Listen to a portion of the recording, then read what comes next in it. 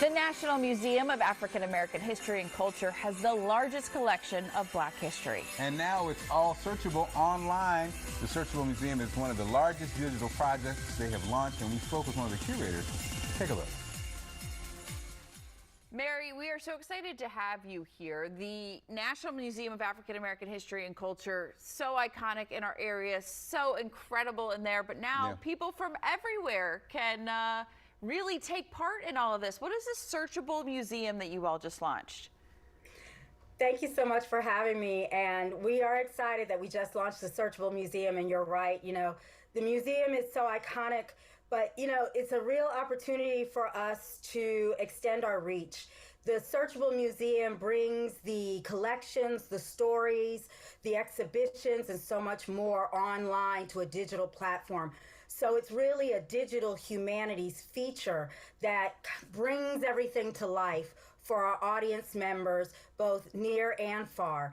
We're excited to feature the exhibition for slavery and freedom, but we also have some new features that really illuminate some of the stories, illuminate our storytelling, illuminate our objects, and really manifest the notion of looking at American history through the African American lens.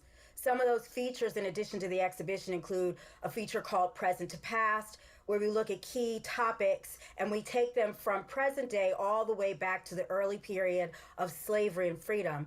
We also have lesser known stories. We all know many of these iconic figures like Harriet Tubman, Frederick Douglass, Sojourner Truth. But then we look at stories of people like James McEwen Smith, the first African American doctor in the United States, or Paul Jennings, who was enslaved at the White House by James and Dolly Madison, gained his freedom, and was involved in an escape mission through the Pearl incident known here in Washington, D.C. So, Mary, the virtual aspect opens up many possibilities, correct?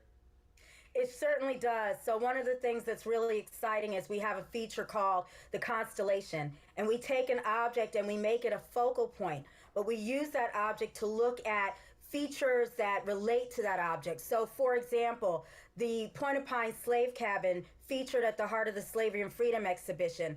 That site is the site where 40 Acres and a Mule unfolded. It's a site where the U.S. colored troops, the Union Army, camped out at that site. It's also a site where it's located in Edisto Island, which is in the Gullah Geechee region. So on the Constellation, we look at the cabin itself, but then we pair it up with objects like a Union Army belt buckle, which was excavated from the same site as the slave cabin. We pair it up with a video treatment produced by the Smithsonian's Folkways on the Gullah Geechee community and the ring shout and the history of the ring shout. And then we also pair it up with a featured object from our collection. It's a playbill for the play Raisin in the Sun, produced by Lorraine Hansberry, whose own family had their Supreme Court case fighting for housing rights, and also the notion of African Americans and their understanding of the importance of access to land. So the Constellation really opens up one's mind to think about there's an object on its face, but what does this object tell us extending across time, extending across region, extending across various themes.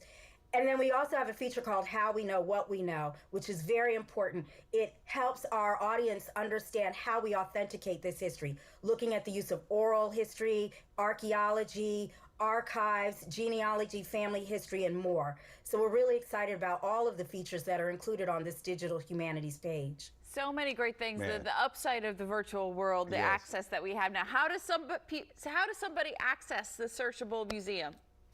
Very easy. You can go on your phone, you can go on your computer, on your tablet, and what we're really excited about is an intergenerational engagement. Young folks and older folks alike going on during the holidays to access this information at searchablemuseum.com. Again, that's searchablemuseum.com. Very simple, very easy to access. Mary, thank you for joining us. So exciting. This is exciting news, and it's only going to get better. This whole virtual thing, so exciting. Congrats on this, and congrats on 5 years at the museum. We are so excited for you all.